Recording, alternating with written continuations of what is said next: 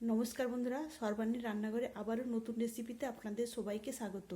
বন্ধুরা, আজকে আমি আপনাদের সঙ্গে শেয়ার করব পুঁই মিটুলির সঙ্গে আরও কিছু সবজি দিয়ে ভীষণ সুস্বাদু একটা রেসিপি, যেটা গরম গরম ভাতের সঙ্গে খেতে দারুণ লাগবে। রেসিপিটা বানানোর জন্য এখানে আমি নিয়েছি একদম টাটকা পুঁই মিটুলি, আর পুঁই মিটুলিগুলো একদম নরম রয়েছে। নিয়েছি এখানে গাছের টাটকা একদম নরম শিম, নিয়েছি একটা ওলকপি, আর নিয়েছি একটা আলু, নিয়েছি একটা পাকা টমেটো। এখন এই সমস্ত সবজি কেটে পরিষ্কার করে ধুয়ে নেব। সমস্ত সবজি আমি কেটে পরিষ্কার করে ধুয়ে নিয়েছি, আর এখানে দেখেই বুঝতে পারছেন আমি কিভাবে সবজিগুলো কেটেছি। এখন আমি চলে যাব রান্নাতে। আজকে রান্নাটা আমি কাঠের চুলায় করব। রান্নার জন্য কাঠের চুলায় একটা কড়াই বসিয়ে দিয়েছি। এখন কড়াইয়ের মধ্যে দিয়ে দিলাম পরিমাণ মতো রিফাইন্ড তেল,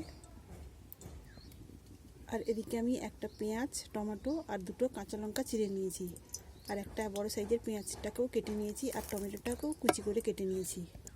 এখন ফোড়নে দিয়ে দেবো 5 ফোড়ন, আর দিয়ে দেবো একটা শুকনো লঙ্কা। ফোড়নে শুকনো লঙ্কা আর 5 ফোড়নটা ভেজে নেব। এখানে ফোড়নটা ভাজা হয়ে গেছে। এখন আমি প্রথমেই দিয়ে দেবো কেটে রাখা পেঁয়াজ। পেঁয়াজটাকে নাড়াচাড়া করে একটু ভেজে নেব। তবে খুব বেশি লাল করে ভাজবো না, একটু আদা ভাজা করে পেঁয়াজটাকে আমি ভেজে নেব। পেঁয়াজটাকে আমি একটু আদা ভাজা করে ভেজে নিয়েছি। এখন আমি এর মধ্যে দিয়ে দেবো প্রথমেই কেটে রাখা শিম। শিমের একটা কাঁচা গন্ধ থাকে, সেই জন্য আমি শিমটাকে প্রথমে একটু নেড়ে চেড়ে ভেজে নেব।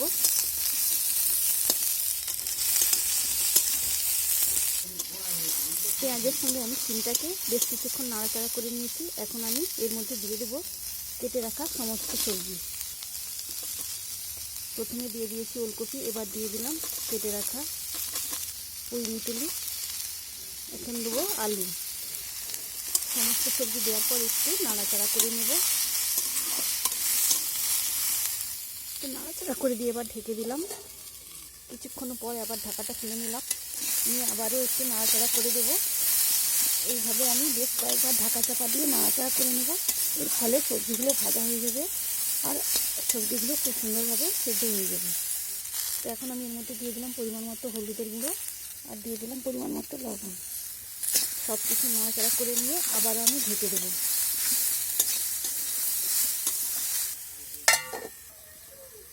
ঢাকা চাপাটা আবারও খুলে নিলাম।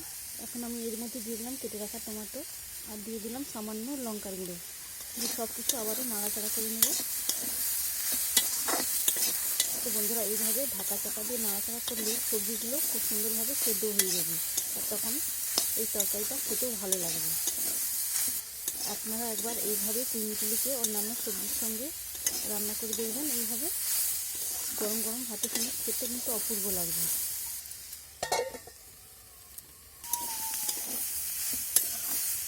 এখন আমি এর মধ্যে দিয়ে দিলাম পরিমাণ মতো জল, তবে জলটা খুব বেশি দেওয়া যাবে না। এমনিতেই নাড়াচাড়া করতে করতে সবজিগুলো অনেকটাই সেদ্ধ হয়ে গেছে, তারপরে এই রান্নাটাও একটু মাখা মাখা তৈরি হবে। জলটা দেওয়ার সময় একটু বুঝে সুঝে দেবেন। এবার এর মধ্যে দিয়ে দিলাম দুটো চেরা কাঁচা লঙ্কা।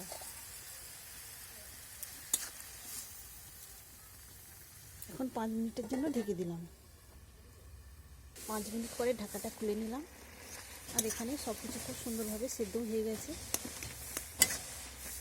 এখন আমি এর মধ্যে দিয়ে দেবো একটা ভাজা মশলা। এই মশলার মধ্যে রয়েছে জিরা, ধনিয়া আর শুকনো লঙ্কা ড্রাই রোস্ট করে আমি গুঁড়ো করে নিয়েছি। যে কোনো রান্নাতে আমি এই মশলাটা দিয়ে থাকি। দিয়ে দেবো সামান্য চিনি, আপনারা চাইলে এই চিনিটা নাও দিতে পারেন। এবার দিয়ে দেবো কিছু ধনেপাতা কুচি।